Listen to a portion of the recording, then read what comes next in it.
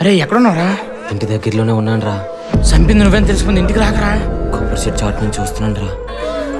ఇంటి దగ్గర చాలా మంది ఉన్నారా, నువ్వు ఎక్కడికి వెళ్ళిపో.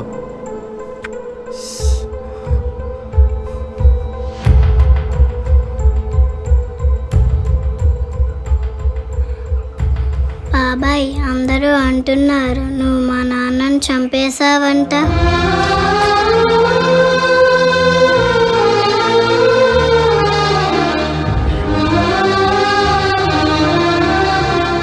ఎందుకు ఏడుస్తున్నావు బాబాయ్?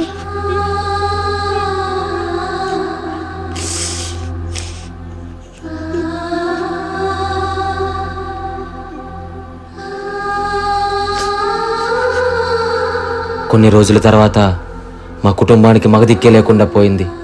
పోటీ పడ్డ నాయకులు బాగానే ఉన్నారు. వాళ్ళ కోసం గొడవకు దిగిన నా బతుకు మాత్రం జైలు పాలైంది.